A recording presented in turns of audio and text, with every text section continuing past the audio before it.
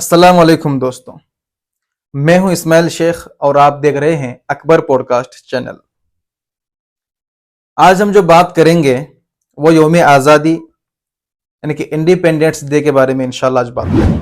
और मैं चाहता हूं उस बात की आगाज इस अशार से हो, इसी वतन के खाक से हम खाक अपनी मिलाएंगे, इसी वतन के खाक से हम खाक अपनी मिलाएंगे, ना बुलाए आपके आए हैं ना निकाले आपके जाएंगे।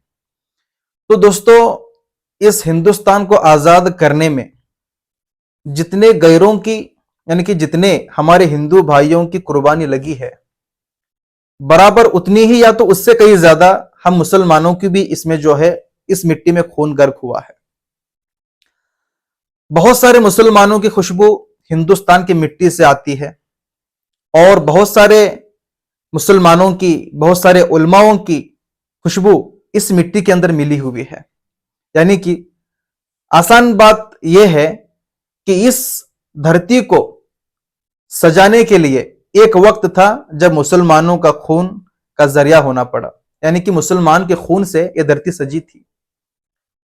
तो दोस्तों, बताना मकसूद यह है कि यौम आजादी में आज के दौर में सिर्फ मुसलमानों के अलावा हर एक को याद किया जाता है, लेकिन मुसलमानों को याद नहीं किया जाता। अलबत्ता इसके लिए तो बड़ी बड़ी किताबें छपी कि जिसमें यह फरमाया गया कि कम व बेश लाखों की तादाद में मुसलमानों को काटा गया, जलाया गया, फांसी सूली दी गई। किस वास्ते? इस हिंदुस्तान को आजाद कराने के वास्ते। बड़े बड़े लोग इस हिंदुस्तान को आजाद कराने के वास्ते शहीद हुए, जैसे कि अशफाक उल्लाह खान और जो है बहादुर शाह जफर, हजरत टीपू सुल्तान रहमतुल्लाहि अलैह, और भी कई हजारों लोग जो हैं इस हिंदुस्तान को आजाद कराने में जो है अपने आप को लगाया, अपने आप को खपाया। फरमाते हैं टीपू सुल्तान रहमतुल्लाहि अलैह अपने दो बेटों को गिरवी रखा अंग्रेजों के पास में। किस वास्ते? इस हिंदुस्तान के वास्ते। और अपना सारा लुटाया किसके वास्ते? इस हिंदुस्तान के वास्ते। जब तक वो कर्नाटका इंडिया में थे तब तक। तो दोस्तों, उतनी बड़ी हस्ती को सफे हस्ती से मिटाने का काम भी अपनों ने किया है। यानी कि ये दुश्मन की औकात नहीं, अपनों की ही गद्दारी है।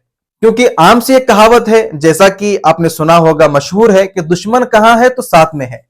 यानी कि आस्तीन का सांप जिस तरह होता है, इसी तरह आस्तीन के सांप बनकर हजरत टीपू सुल्तान शहीद रहमतुल्लाहि अलैह की सल्तनत को गिराने में हम मुसलमानों की यानी कि उन गद्दारों की उसके पीछे चाल है। तो दोस्तों, बताना यह है आपको कि इस हिंदुस्तान को आजाद कराने में बहुत सारे मुसलमानों की इसमें खून लगा है, जान लगा है, माल लगा है, वक्त लगा है। और आज को हिंदुस्तान आजाद होके 79 ईयर्स हुआ, यानी कि 79 साल अब चल रहे हैं। तो आज तक हम हिंदुस्तान को यही पूछते आए कि हिंदुस्तान मेरे वास्ते क्या किया। हमने कभी यह नहीं सोचा कि हमने हिंदुस्तान के वास्ते क्या किया। तो दोस्तों, जरूरी यह है कि हिंदुस्तान मेरे वास्ते क्या किया, यह बात सोचने से भी बेहतर यह है कि मैं हिंदुस्तान के वास्ते क्या कर सकता हूं। इसका सोचने के लिए बहुत जरूरी है। यह बात हम सोचे, हम किस तरह हिंदुस्तान को फायदा पहुंचाएंगे, किस तरह मेरी औलाद, मेरी नस्ल से हिंदुस्तान को फायदा होगा, किस तरह आलम इस्लाम को, किस तरह उम्मत को, किस तरह तमाम इंसानियत को मेरे जरिए से, मेरे नस्लों के जरिए से, मेरे असातिजाओं के, मेरे दोस्तों के जरिए से फायदा होगा।